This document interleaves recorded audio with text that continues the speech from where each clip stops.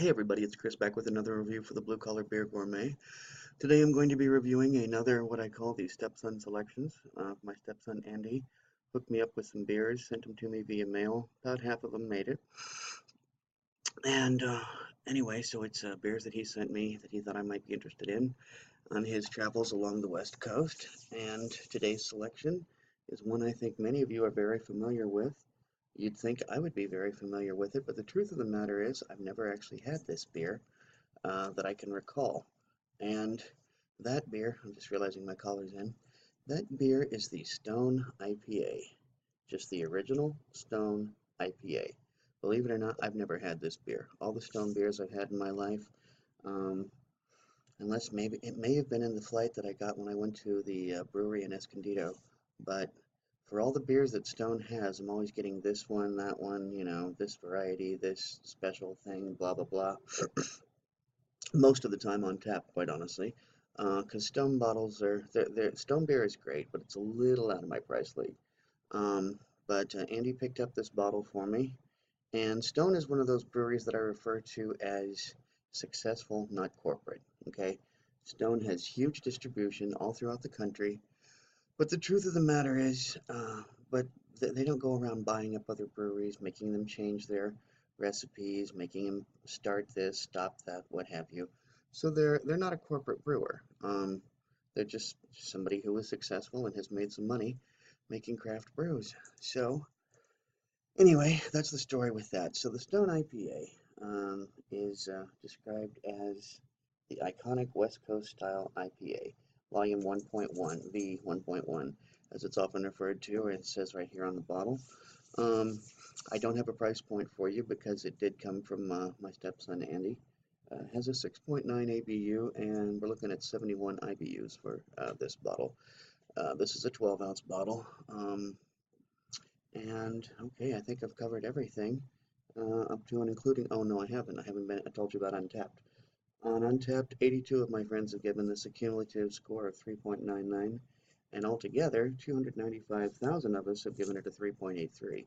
So for over a quarter million, to still get a 3.83, that says a lot. That says an awful lot.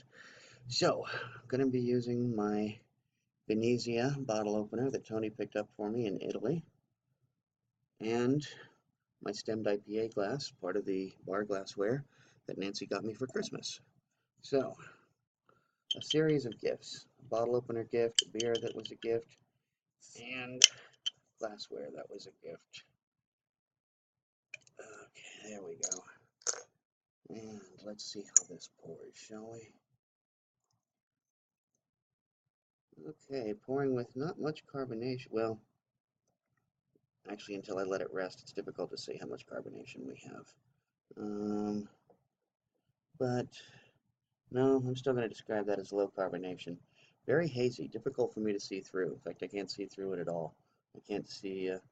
I will say this, that it appears as though the actual color and the camera color are one and the same. Wispy little head up there that seems kind of resilient, but still light. Now I'm smelling, oh man, am I smelling the hops.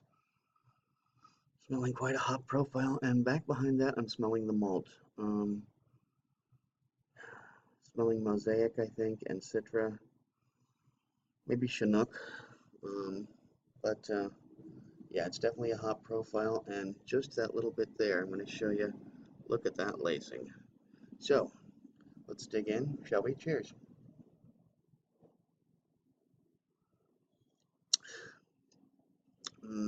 That's a good IPA. It's nice and bitter. I think we saw that they have 71 IBUs in this particular beer. Very clearly the case. Still, look at that lacing. Look at that. It ain't going nowhere. It's sticking right there.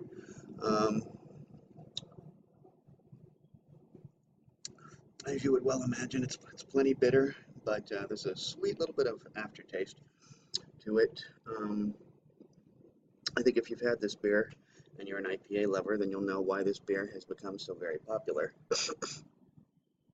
Honestly, it kind of surprised me when Andy sent this to me. I looked in the box and pulled out this beer and went, holy crap, I don't think I've ever tried this before. All the Stone beers that I've tried, Stone tap takeovers and whatnot, and I don't think I've ever tried their original IPA.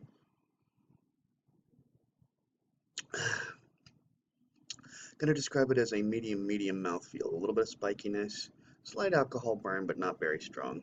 Um, as you can see, my head is slowly dissipating, so it was a wispy head to begin with.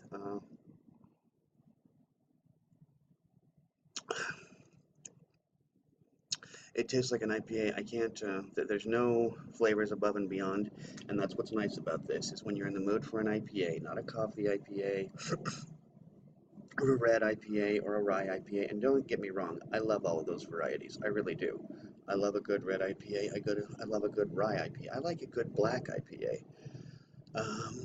Coffee, or even had a few chocolate IPAs, but when you just want an IPA, those of you like myself who really like IPAs, who really like that bitterness, this is what it's all about. This will definitely be getting a 4.5 from me. In fact, what the hell, let's make it 4.75. It's not a perfect beer, but pretty darn near. So, that was the Stone IPA. One more time, I'm going to show you the bottle. And until next time, drink good beer. Don't break the bank doing it. And cheers.